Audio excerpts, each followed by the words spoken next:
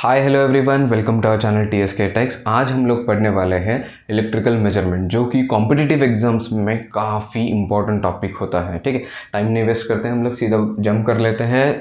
Electrical measurements हैं, दो type के आते हैं इसमें आप मतलब दो टाइप के डिवाइसेस आएंगे, एक इलेक्ट्रिकल डिवाइसेस आएंगे, एक इलेक्ट्रॉनिक डिवाइसेस आएंगे। वेरी फर्स्ट वन है आपका इलेक्ट्रिकल इंस्ट्रूमेंट्स, उसमें हम लोग देखेंगे एब्सोल्यूट इंस्ट्रूमेंट, और दूसरा आता है सेकेंडरी इंस्ट्रूमेंट्स। ये जो एब्सोल्यूट इंस्ट्रूमेंट्स आप लोग जो देख रहे हो, ये कभी आपको डायरेक्ट रीडिंग्स नहीं देंगे। ठीक है, बिट आता है कि एब्सोल्यूट इंस्ट्रूमेंट्स के आपको डायरेक्ट रीडिंग मिलता है क्या? नहीं, आपको ये जो कुछ भी एब्सोल्यूट इंस्ट्रूमेंट्स है ये आपको रीडिंग देंगे in terms of some instrument constants. ठीक है, जैसे कि स्प्रिंग कांस्टेंट हो गया एंड सो ऑन, ऐसा टाइप में कुछ कांस्टेंट रहेगा, उसी के बेसिस पे ये आपको रीडिंग देंगे। अब एब्सोल्यूट इंस्ट्रूमेंट्स मतलब कौन से? सबसे अच्छा एग्जांपल एब्सोल्यूट के लिए आता है गैल्वानोमीटर। और अगर आपको पूछा जाता है कि एब्सोल्यूट इंस्ट्रूमेंट्स एक्यूरेट होते हैं या फिर सेकेंडरी, तो आपका आंसर होना चाहिए एब्सोल्यूट। सबसे ज़्यादा एक्यूरेट अगर कोई इंस्ट्रूमेंट्स है वो होते हैं एब्सोल्यूट इंस्ट्रूमेंट्स, और ये जो सेकेंडरी होते हैं ये डिराइव्ड इंस्ट्रूमेंट्स होते हैं फ्रॉम एब्सोल्यूट वन। ठीक है, अब यहाँ पर आपको हमेशा डायरेक्ट रीडिंग मिलेगा। डायरेक्ट रीडिंग का मतलब है आपका पॉइंटर दिखेगा आपको, हाँ 0 से लेकर 5 एम्पियर तक गया और सेटल हो गया 5 एम्पियर, आपने देख लिया और डायरेक्टली रीडिंग बता दिया कितना है 5 एम्पियर। तो ऐसे टाइप के जितने भी इंस्ट्रूमेंट्स है वो सारे डायरेक्ट इंस्ट्रूमेंट्स रहेंगे। ठीक है, या फिर सेकेंडरी इंस्ट्रूमेंट्स। ठीक है, जैसे कि एग्जाम्पल MI हो गया, आपका PMMC हो गया। ठीक है, परमाणु मैग्नेट मूविंग कॉइल इंस्ट्रूमेंट्स हो गए, मूविंग आयन इंस्ट्रूमेंट्स हो गए, ये सारे के सारे क्या होते हैं? सेकेंडरी टाइप ऑफ इंस्ट्रूमेंट्स होते हैं।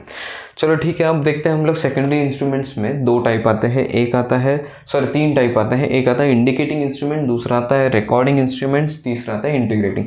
ये दोनों ऑलमोस्ट सेम होते हैं, लेकिन फिर भी हम लोग इनको डिफ्रेंशिएट करेंगे। देखते हैं कैसे। इंडिकेटिंग इंस्ट्रूमेंट्स अभी आप लोगों ने ऑलरेडी पढ़ा। इंडिकेटिंग इंस्ट्रूमेंट आपको इंडिकेट करते हैं, एक वैल्यू देगा, आपको एक मैग्नीट्यूड मिलेगा।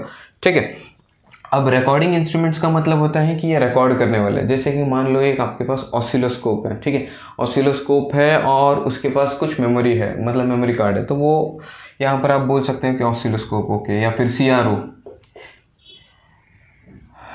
ऐसे जो कुछ भी इंस्ट्रूमेंट्स है वो हम लोग बोलते हैं कि रिकॉर्डिंग इंस्ट्रूमेंट्स है। ठीक है, इंटीग्रेटिंग इंस्ट्रूमेंट्स का मतलब होता है एक इनिशियल वैल्यू है, इनिशियल वैल्यू से लेकर टिल वैल्यू तक, मतलब अभी तक जो कुछ भी कंजम्पशन हुआ है वहाँ तक मेजरमेंट करना, मतलब ही इंटीग्रेटिंग इंस्ट्रूमेंट। सबसे अच्छा एग्जांपल आता है आपका एनर्जी मीटर।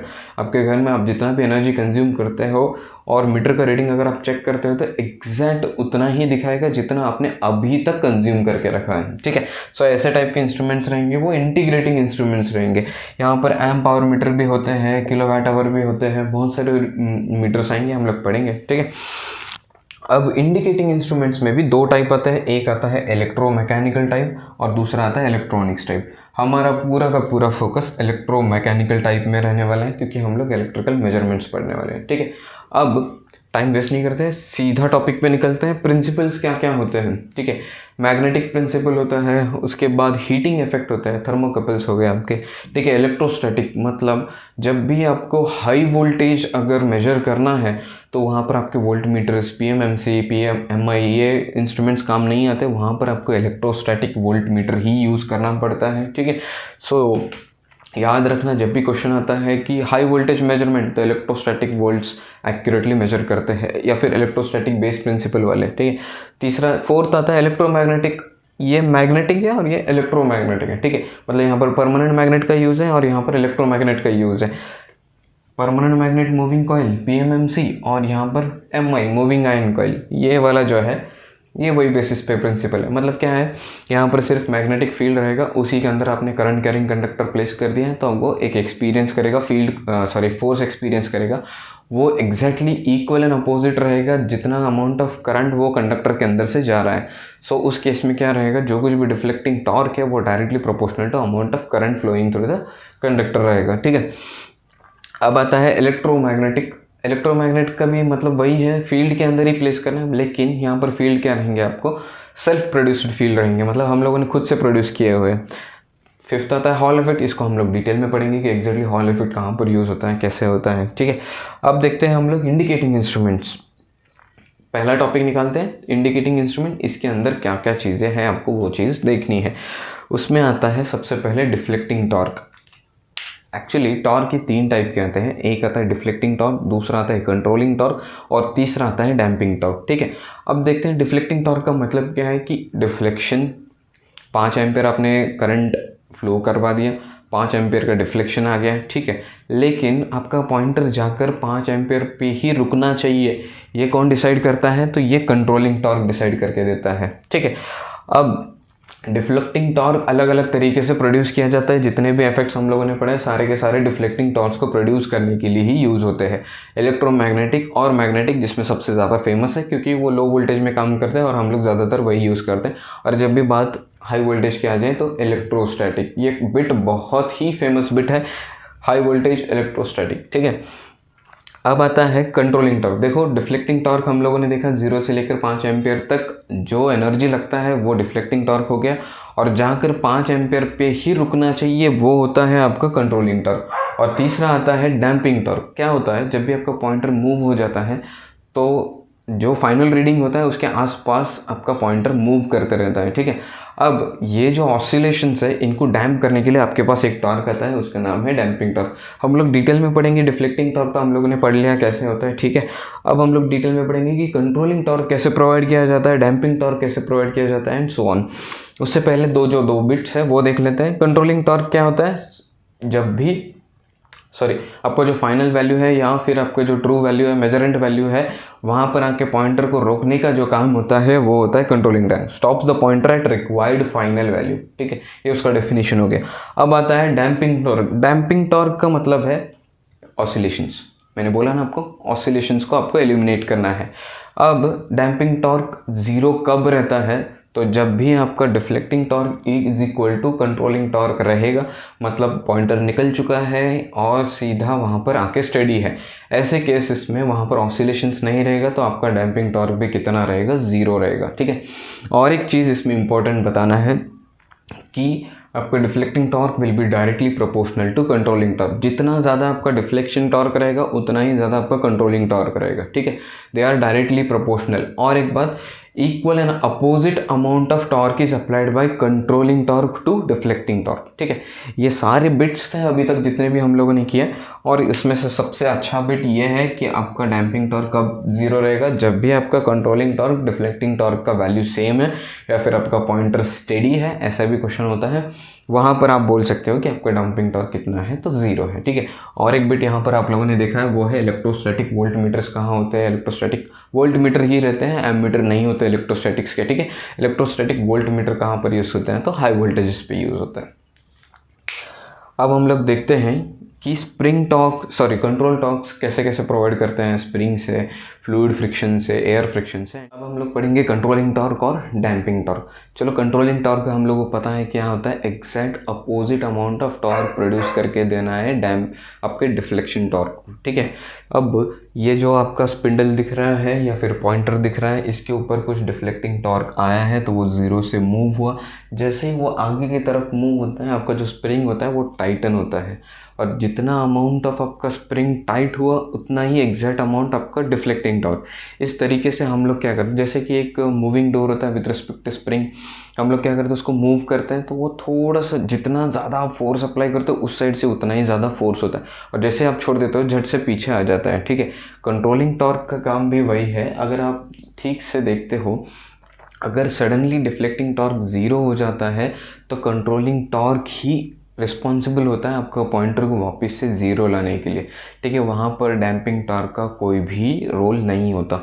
तो सिंपली देखो, यहाँ पर 2 टाइप है। एक हो गया आपका स्प्रिंग कंट्रोल, अटैच्ड है आपके पॉइंटर के साथ, जितना ज़्यादा टाइट आपका पॉइंटर मूव होगा उतना ज़्यादा आपका स्प्रिंग टाइट होते जाएगा, और उसी तरीके से आप एक टॉर्क प्रोड्यूस करके दे रहे हो which is equal and opposite to your deflecting torque. ठीक है, स्प्रिंग कंट्रोल ये सबसे लीनियर माना जाता है। The reason is it is, जो कुछ भी उसका टॉर्क है which is only dependent on deflection, के थीटा बोलते हैं, हम लोग आगे चलकर देखेंगे, लेकिन फिर भी।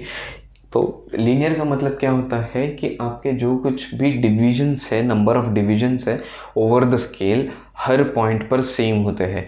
नॉन लीनियर का मतलब होता है स्टार्टिंग में क्राउडेड, लास्ट में क्राउडेड और बीच में स्प्रेडेड होते हैं, या फिर आप और बहुत कुछ इसमें वैरायटीज़ आते हैं, लेकिन ये नॉन लीनियर का एक पैटर्न होता है। ठीक है, अब स्प्रिंग कंट्रोल को हम लोग पीएमएमसी इंस्ट्रूमेंट में भी यूज़ करते हैं और एमआई इंस्ट्रूमेंट्स में भी यूज़ करते हैं, लेकिन यहाँ पर पीएमएमसी मतलब ही permanent magnet moving coil instruments में स्प्रिंग के अंदर से करंट्स फ्लो होता है। ये बिट है, याद रखो। सिंपली पूछते हैं कि पीएमएमसी इंस्ट्रूमेंट में आपका जो स्प्रिंग है उसके अंदर से करंट फ्लो होता है कि नहीं होता है।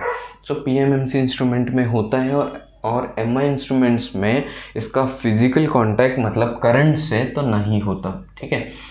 और एक चीज़ देखो, अगर यहाँ पर करंट ज़ीरो हो जाता है या फिर ऐसे बोलो कि permanent magnet moving coil instrument में स्प्रिंग ब्रेक हो जाता है तो आपका डिफ्लेक्टिंग टॉर्क कितना रहेगा? आपका सिंपल आंसर रहेगा ज़ीरो रहेगा। रीज़न इस करंट का पाथ क्या हो गया? आपका ब्रेक हो चुका है, ठीक है। और एक बात यहीं पर, अगर मैंने कंट्रोलिंग टॉर्क प्रोवाइड नहीं किया तो मेरा डिफ्लेक्टिंग टॉर्क कहाँ तक चले जाएगा? आपका डिफ्लेक्टिंग टॉर्क सीधा सीधा फुल वैल्यू इंडिकेट करेगा आपको, ठीक है। बिट्स से मैं वापस से रिपीट कर रहा हूँ, देखो कंट्रोलिंग टॉर्क अगर ज़ीरो है तो डिफ्लेक्टिंग टॉर्क सीधा फुल वैल्यू डिफ्लेक्ट करेगा आपको, ठीक है, क्योंकि उसको रोकने वाला कोई नहीं रहेगा, ठीक है। मेरे हिसाब से क्लियर है। अब आता है ग्रेविटी कंट्रोल। ये आपका पॉइंटर है, ठीक है। पॉइंटर को क्या कर दिया है, पॉइंटर पे काउंटर वेट अप्लाई करके रखा है। अब मान लो पॉइंटर आपका मूव हो गया, ठीक है, अप साइड मूव होता है मान लेते हैं हम लोग, तो ये जो वेट है ये इस साइड मूव होगा, ठीक है। So equal and opposite amount, ये जितना पॉइंटर ऊपर जाएगा ये भी उतना ही जाएगा। सो ये जो है W2 ये उसके ऊपर कुछ फोर्स बनाए रखता है। मान लो यहीं पर अगर आपने जो कुछ भी मेजरेंट इसके अंदर जाने वाला है, करंट और वोल्टेज वो निकाल लिया, तो ये जो वेट है ये रिस्पॉन्सिबल होता है ये पॉइंटर को वापस से ज़ीरो पोजीशन पे लाने के लिए। यहाँ पर आपका स्केल है, ठीक है, ये ज़ीरो पोजीशन है। जैसे हम लोगों ने कंट्रोलिंग टॉर्क फॉर स्प्रिंग देखा उसी तरीके से यहाँ पर भी, लेकिन यहाँ पर साइन का प्रोडक्ट आता है, इसका मतलब ये क्या है, नॉन लीनियर है। और ये एक बिट है कि नॉन लीनियर कहाँ है, तो non linear up to 90 degree बोलते हैं इसको, ठीक है। सिंपली है, इन दोनों के बीच में का वेट कितना है, तो सॉरी एंगल कितना है, तो 90 डिग्री, इसीलिए इसको हम लोग up to 90 degree non linear scale बोलते हैं, ठीक है। आई होप क्लियर है कि कंट्रोलिंग टॉर्क का काम क्या है। कंट्रोलिंग टॉर्क का काम है simply equal and opposite force produce करके देना डिफ्लेक्टिंग टॉर्क। डैम्पिंग टॉर्क पढ़ लेते हैं। डैम्पिंग टॉर्क का मतलब होता है सिंपली आपके ऑसिलेशंस को एलिमिनेट करने वाला जो टॉर्क है उसको हम लोग बोलेंगे डैम्पिंग टॉर्क। इसके अंदर दो टाइप आते हैं, एक आता है एडी करंट, दूसरा आता है एयर फ्रिक्शन, तीसरा भी आता है फ्लूइड फ्रिक्शन, लेकिन एयर और फ्लूइड दोनों ऑलमोस्ट सेम होते हैं, इसीलिए हम लोग दो ही टाइप बोलेंगे। अब देखते हैं यहाँ पर कि एडी करंट डैम्पिंग जो है वो कहाँ पर यूज़ होता है और उसका प्रिंसिपल कैसे काम करता है। देखो यहाँ पर एक परमानेंट मैग्नेट है और यहाँ पर एक परमानेंट मैग्नेट है, ठीक है। सिंपली आपके फ्लक्सेस मूव हो रहे हैं और पॉइंटर बीच में रखा है और इसी पॉइंटर के ऊपर एक एल्यूमिनियम का वेन रखा हुआ है, ठीक है। अब देखो यहाँ पर क्या होता है, आपका जैसे पॉइंटर मूव करना स्टार्ट हो जाए तो ये जो एल्यूमिनियम वेन है ये तो फ्लक्सेस के अंदर था ना, इसके अंदर EMF इंड्यूस हो जाता है due to relative motion between conductor and fluxes. अब जैसे EMF इंड्यूस हो गया तो अंदर तो क्लोज पाथ है, इसीलिए करंट भी फ्लो होगा। और लेंज लॉ क्या कहता है, ये जो अमाउंट ऑफ EMF इंड्यूस है ना which will be opposing the cause. Cause कौन है, तो आपका मूवमेंट पॉइंटर का। इसी तरीके से आपका पॉइंटर का जो ऑसिलेटिव मूवमेंट है वो लिमिट हो जाता है और आप डैम्पिंग प्रोवाइड करके दे देते हो यूजिंग एडी करंट डैम्पिंग। लेकिन एडी करंट डैम्पिंग के लिए सबसे इंपॉर्टेंट बात होता है स्ट्रॉन्ग मैग्नेटिक फील्ड। तो स्ट्रॉन्ग मैग्नेटिक फील्ड सिर्फ और सिर्फ परमानेंट मैग्नेट्स ही प्रोवाइड करके देते हैं, इसीलिए हम लोग इसको एडी करंट डैम्पिंग को सिर्फ permanent magnet moving coil instrument जो है उसी के अंदर यूज़ करते हैं। वेयरएज अगर एमआई इंस्ट्रूमेंट की बात आ गया तो आपके पास ऑप्शन है दो, एक है एयर फ्रिक्शन डैम्पिंग और दूसरा है फ्लूइड फ्रिक्शन डैम्पिंग। अगर आपको पूछा है कि एमआई इंस्ट्रूमेंट्स में कौन सा टाइप का डैम्पिंग यूज़ करते हैं तो आपको एयर फ्रिक्शन ही बोलता है यूजुअली, लेकिन अगर एक्यूरेसी पॉइंट ऑफ व्यू पूछा जाता है तो आपको वो आंसर देना है फ्लूइड फ्रिक्शन, ठीक है। अब ये रीज़न बताता हूँ। रीज़न ये है कि फ्लूइड फ्रिक्शन ज़्यादा इफेक्टिव है एयर फ्रिक्शन से। सो जहाँ पर आपका पैसा इंपॉर्टेंट नहीं है वहाँ पर फ्लूइड यूज़ कर लेते हैं। फ्लूइड महंगा होता है कंपेयर टू एयर। अब देखो यहाँ पर ये जो पॉइंटर है, ये जो मैकेनिज्म है, ये इसके सिलेंडर के पिस्टन को लगा हुआ है। जिस तरीके से आपका पॉइंटर मूव होगा आपका पिस्टन भी टू एंड फ्रो मूव होगा और वहाँ पर फ्रिक्शन क्रिएट हो जाएगा। अब ये जो फ्रिक्शन है ये इस पिस्टन के मूवमेंट को अपोज करेगा, मतलब ये आपके पॉइंटर के ऑसिलेशंस को अपोज करेगा। इस तरीके से आप डैम्पिंग टॉर्क प्रोवाइड करके देते हो, ठीक है। अगर आपको इफेक्टिवनेस पूछा है simply without specifying any instrument तो सबसे इफेक्टिव होता है एडी करंट डैम्पिंग, उसके बाद आते हैं फ्लूइड फ्रिक्शन डैम्पिंग, उसके बाद आते हैं आपकी एयर फ्रिक्शन डैम्पिंग। ये होता है आपका डैम्पिंग टॉर्क, ठीक है। अब डैम्पिंग टॉर्क में और एक बिट है, इसका नाम है डेड बीट। डेड बीट का मतलब है मेरा पॉइंटर यहाँ से निकला, 0 से लेके निकला और 5 एम्पियर फुल वैल्यू तक पहुँच गया, ठीक है।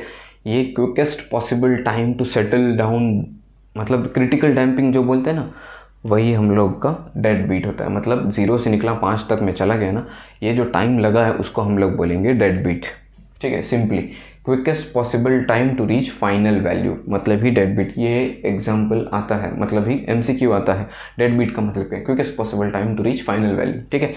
अब dead beat is only and only dependent on deflecting torque, sorry damping torque, sorry, it is independent of deflecting torque and controlling torque, ठीक है। दिमाग में रख लेना, डेड बीट टाइम जो कुछ भी है वो सिर्फ और सिर्फ डैम्पिंग टॉर्क पर ही डिपेंडेंट है। ये एक इम्पॉर्टेंट एमसीक्यू आता है। और एक पूछा जाता है कि इलेक्ट्रिकल इंस्ट्रूमेंट्स जो है वो कौन से ऑर्डर के होते हैं, ठीक है। Every electrical instrument is second order instrument. जैसे हम लोगों ने omega n square upon s square plus 2 zeta omega n plus omega n square पढ़ा है ना, ये कंट्रोल सिस्टम में पढ़ा था। वहाँ पर सेकंड ऑर्डर इक्वेशन जो लिखते थे सारे के सारे यहाँ पर एप्लीकेबल होते हैं, ठीक है। इसीलिए डैम्पिंग का जो रेशियो है या फिर डैम्पिंग जीटा जो होता है उसका रेंज पूछे जाते हैं इलेक्ट्रिकल इंस्ट्रूमेंट्स का, वो होता है 0.6 से लेकर 0.8 के बीच में, ठीक है। ये आपको ये सारी चीज़ें बिट्स के फॉर्म में ही मैं बता रहा हूँ, ठीक। अब हम लोग सबसे पहले स्टार्ट करते हैं पीएमएमसी इंस्ट्रूमेंट्स। पीएमएमसी इंस्ट्रूमेंट में क्या क्या होता है, कैसे होता है, हम लोग देखते हैं, ठीक है।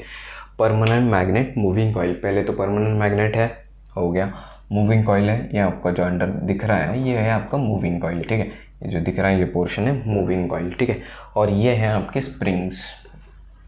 अब मान लो किसका एमीटर बोल कर यूज़ करना है, तो मैंने सर्किट में 2 एम्पियर में से करंट जा रहा है, तो वही मैंने एमीटर को सीरीज़ में पुटअप कर दिया।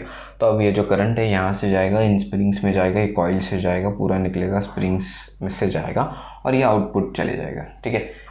एमीटर को हम लोग कैसे कनेक्ट करते हैं, तो सिंपली सीरीज़ में कनेक्ट करते हैं। तो मैंने यहाँ पर दिखा दिया कि कैसे कनेक्शन होने वाला।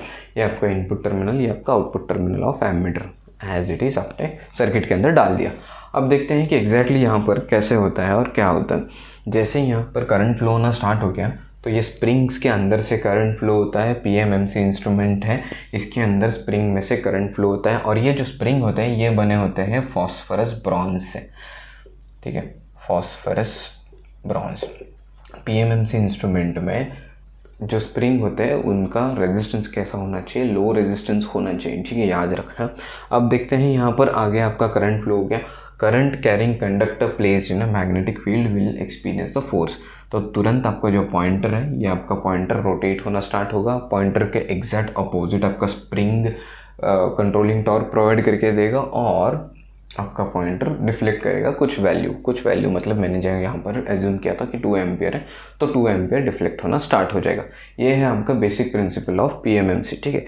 अब पीएमएमसी के डिफ्लेक्टिंग टॉर्क का एक छोटा सा एक्सप्रेशन आता है, मुझे उससे मतलब नहीं, हम लोग सीधा पढ़ेंगे कि deflecting torque is equal to BINA. BINA का मतलब होता है फ्लक्स डेंसिटी, करंट और नंबर ऑफ टर्न्स और area, cross sectional area of your core, ठीक है, simply cross sectional area of your core, और कुछ नहीं, ठीक है। अब यहाँ पर आपने कौन सा यूज़ किया है, आपने यूज़ किया है कंट्रोलिंग टॉर्क जो है वो स्प्रिंग कंट्रोल यूज़ किया है। So which is directly proportional to आपका जो डिफ्लेक्टिंग एंगल रहेगा वही आपका कंट्रोलिंग टॉर्क रहेगा, ठीक है। हम लोगों ने पहले भी पढ़ा T C is equal to K times theta. So simply मुझे पता है कि मेरा डैम्पिंग टॉर्क कब जीरो होता है, T C is equal to T D, तो दोनों को इक्वेट कर लेता हूँ, बीना इज इक्वल टू के सी टीटा। अब टीटा मतलब ही डिफ्लेक्टिंग एंगल, ठीक है, जीरो को रेफरेंस रखकर theta is directly proportional to B I N and A, ठीक है। ये आपका इक्वेशन है और इसी चीज़ को आपको रटना है, न्यूमेरिकल्स भी इसी के ऊपर हम लोग सॉल्व करेंगे, ठीक है। अब आ जाते हैं कि कुछ बिट्स होते हैं जो पीएमएमसी में जो बहुत ही फेमस है, वो क्या है।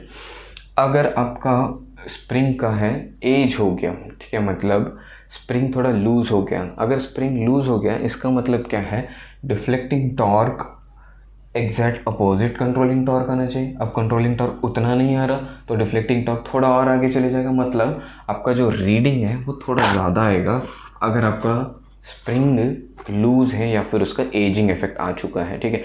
ज़्यादातर यूज़ करते करते दरवाज़ा, जो एग्जांपल मैंने दिया था डोर का, करके वो एक पॉइंट आ जाते हैं कि आप आराम से उसको ढकल देते हो, उसका मतलब ये होता है कि वहाँ पे जो स्प्रिंग का जो टेंशन है वो कम हो चुका है। अगर स्प्रिंग का टेंशन ज़्यादा होता है तो आपका आंसर क्या रहेगा, रीडिंग कम रहेगा, ठीक है, क्योंकि डिफ्लेक्टिंग टॉर्क से भी ज़्यादा आपका कंट्रोलिंग टॉर्क आप प्रोवाइड करके दे रहे हो।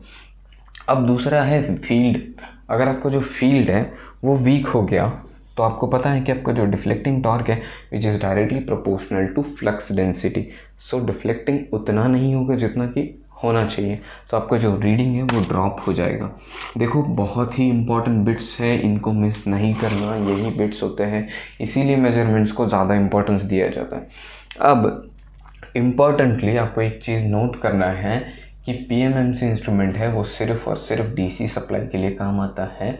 रीज़न ये है कि आपके पास current carrying conductor placed in magnetic field will experience of force है। आपके पास सिर्फ एक ही पोल चेंजिंग है, दूसरा सिंक होने के साथ दूसरा कोई नहीं है, ठीक है, इसीलिए यहाँ पर हम लोग एसी को यूज़ नहीं कर सकते। मतलब ही कि अगर डिफ्लेक्शन टॉर्क प्रोड्यूस होने के बाद तुरंत नेगेटिव हाफ साइकिल आ जाता है तो डिफ्लेक्टिंग टॉर्क वापस से ज़ीरो हो जाता है। वही बिट हम लोग इन दोनों चीज़ों में कवर करेंगे। अब मान लो मैंने हाई फ्रीक्वेंसी का एसी सप्लाई इनपुट में दे दिया है, ठीक है, अब भी हम लोगों ने पढ़ा है कि ये सिर्फ और सिर्फ डीसी सप्लाई पे काम करता है या फिर डीसी सप्लाई के मेजरेंट को मेजर करने के लिए काम करता है, ठीक है। अब मैंने यहाँ पर एसी सप्लाई कर दिया बहुत ही हाई फ्रीक्वेंसी के साथ, ठीक है। हाई फ्रीक्वेंसी का मतलब होता है कि बहुत ज़्यादा जल्दी पोलैरिटी चेंज होगा, ठीक है। अब इतना ज़्यादा जल्दी पोलैरिटी चेंज हो रहा है कि आपका जो पॉइंटर का जो इनर्शिया है वो मतलब डिफ्लेक्टिंग टॉर्क अगर आता है पॉजिटिव साइड में तो तुरंत नेगेटिव साइड में आ जाता है। तो आपको जो पॉइंटर है वो एकदम से थोड़ा सा फ्लिकर करते हुए दिखेगा। अगर आप नेकेड आई से देखोगे तो वो भी नहीं, लेकिन अगर आप कुछ इंस्ट्रूमेंट देखते हो तो आपको जो पॉइंटर है थोड़ा सा फ्लिकर करते हुए दिखेगा, और यूजुअली वो कितना रहेगा, सिर्फ 0 पर रहेगा अगर बहुत ही हाई फ्रीक्वेंसी है, ठीक है। लेकिन अगर यही लो फ्रीक्वेंसी है तो मैंने बोला था अभी कि पॉजिटिव के लिए एक डिफ्लेक्टिंग टॉर्क और नेगेटिव के लिए एक, तो ये क्या रहेगा, आपका जो पॉइंटर है वो 0 से लेकर फाइनल वैल्यू के बीच में, मतलब मैंने 5 एम्पियर दे दिया तो 0 से लेकर 5 जाएगा, 5 से 0 आएगा, 0 5 5 0 ऐसे करते रहेगा। पॉजिटिव हाफ साइकिल में 0 से 5 जाएगा और नेगेटिव हाफ साइकिल में 5 से 0 हो जाएगा। यहीं पर आपको डिफ्लेक्ट होता है वो सारा चीज़, ठीक है। ये दोनों बिट्स आपको बहुत ही इंपॉर्टेंट है। लो फ्रीक्वेंसी है तो वो आपका जो पॉइंटर है वो ऑसिलेट करेगा between 0 to final. High frequency है तो वो करता ज़रूर है लेकिन पॉइंटर उठता ही नहीं है, या फिर पॉइंटर के पास इतना इनर्शिया होता है कि वो जाएंगे ही नहीं, वहीं पे वहीं 0 के 0 ही पड़ा रहेगा, दिखते रहेगा, ठीक है। अब ये जो है पीएमएमसी इंस्ट्रूमेंट, इसका जो कुछ भी मेजरमेंट है, वोल्टेज का मेजरमेंट या फिर करंट का मेजरमेंट, वो डिपेंडेंट होता है इसके कॉइल के रेजिस्टेंस के ऊपर। ये जो अंदर आपने कॉइल रखा है ये कॉइल के रेजिस्टेंस के ऊपर आप डिपेंड करते हैं। इसका एक कुछ वैल्यू होता है, उसके अगेंस्ट वो नहीं जा सकता है, ठीक है, या फिर उससे ज़्यादा आप मेजरमेंट नहीं कर सकते हो। तो सिंपली एक्सटेंशन बोलकर एक टॉपिक आता है। मान लेते हैं कि हम लोग एमीटर बोल के यूज़ कर रहे हैं इसको। अब आप जब यूज़ कर रहे थे तो ये जो इसका रेटिंग है वो 5 एम्पियर है मान लो, लेकिन आपको यूज़ करना है 50 एम्पियर के लिए। तो आप क्या करते हो, यहाँ पर एक शंट रेजिस्टेंस इंक्लूड करके दे देते हो, ठीक है। और आपका जो पॉइंटर है, स्केल है, उस स्केल को निकाल कर 0 से 5 15 था सर, ठीक है, 0 से 5 था ना, तो 0 से 5 निकल कर 0 से 50 कर देते हो, बस इतना ही डिफरेंस करते हो। हम लोग देखो यहाँ पर क्या हो जाएगा, 50 एम्पियर पास होगा। आपका जो मीटर का कैपेसिटी वो 5 ही एम्पियर है, तो आपको 45 एम्पियर बाईपास कर देना है। आपको आर शंट उसी तरीके से चूज़ करना होगा जिस तरीके से यहाँ पर 45 एम्पियर्स क्या हो जाएंगे, इसके अंदर से जाएंगे रादर देन आर एम के, मतलब इससे भी कम रेजिस्टेंस यहाँ पर आपको पुटअप करना पड़ेगा, ठीक है। पैरेलल में एक छोटा सा कम रेजिस्टेंस वाला रेजिस्टेंस पुटअप करना पड़ेगा, तब जाकर आपका सप्लाई करंट जो है वो 2 पार्ट्स में डिस्ट्रीब्यूट हो जाएगा। और यहाँ पर एक फॉर्मूला लिखा है M is equal to I upon IM, ठीक है। I का मतलब होता है कि क्वांटिटी टू बी मेजर्ड, और M का मतलब होता है मीटर का करंट का कैपेसिटी, ठीक है। इसी को हम लोग बोलते हैं मीटर कांस्टेंट, ठीक है, मीटर का current constant. Okay, I hope clear है। अब मुझे क्या है, सिंपली हम लोग यहाँ पर करंट डिवीजन रूल यूज़ करेंगे। हम लोग कोई भी फॉर्मूला रटने नहीं वाले। मुझे पता है कि मुझे यहाँ पर 45 एम्पियर को कैलकुलेट करना है, तो 45 एम्पियर को कैसे लिखेंगे हम लोग, R M upon R M plus R shunt, ठीक है, इनटू क्या है आपका, कौन सा करंट रहेगा, टोटल करंट आई। सो आप इस तरीके से भी आपका RM पता होता है, आपको बस आर शंट कैलकुलेट करना होता है।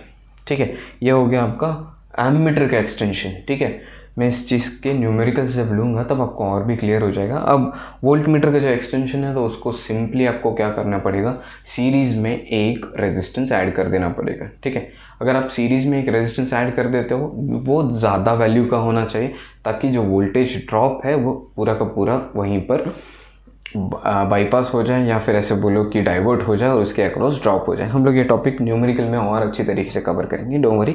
अब हम लोग पढ़ते हैं कि MI इंस्ट्रूमेंट क्या होता है। इंस्ट्रूमेंट सिंपली आपके पास यहाँ पर क्या है, एक मैग्नेटिक फील्ड है और इस फील्ड को आपने मेजरेंट प्रोवाइड करके दे दिया, 2 एम्पेयर का आपका मेजरेंट है।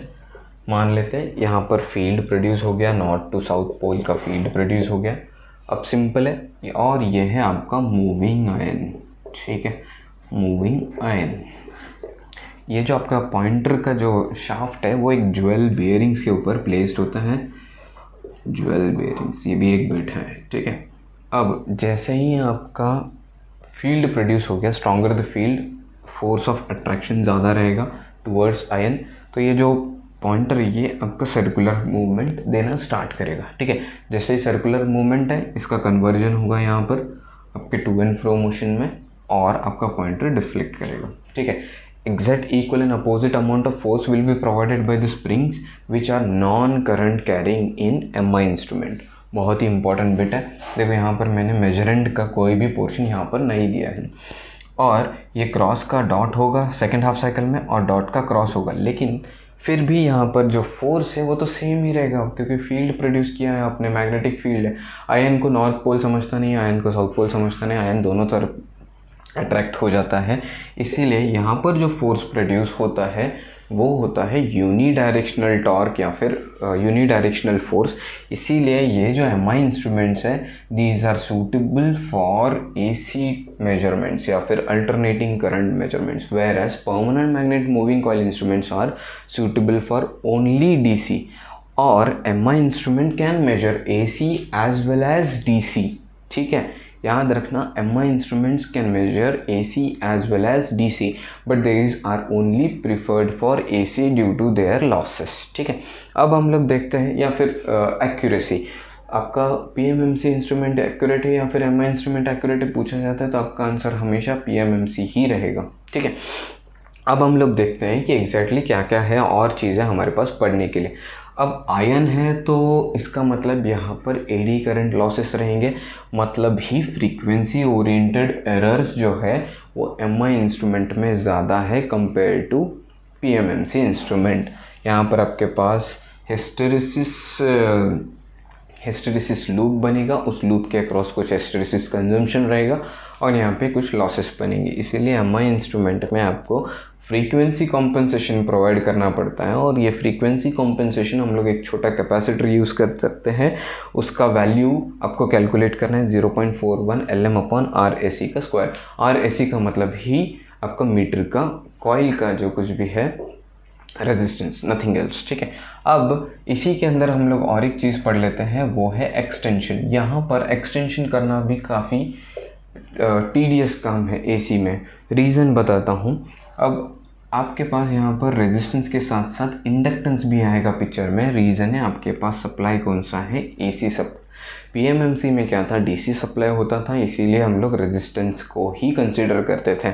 अब देखो यहाँ पर आपका जो कॉइल है उसका R भी है, उसका L भी है, तो आपको कंपनसेशन के वक्त पैरेलल में, जैसे हम लोगों ने करंट एक्सटेंशन पढ़ा, पैरेलल में आपको एक रेजिस्टेंस के साथ साथ इंडक्टेंस भी प्रोवाइड करना पड़ता है, और साथ में उनके जो टाइम कॉन्स्टेंट्स है वो भी सेम होना चाहिए, तभी जाके आपका L कैंसिल होगा और सिर्फ R के अंदर ही आपको सर्किट रहेगा। मतलब प्योर रेजिस्टिव बनाने के लिए आपको ये सब चीज़ें करना पड़ेगा। जो time constant of shunt coil must be equal to meter coil.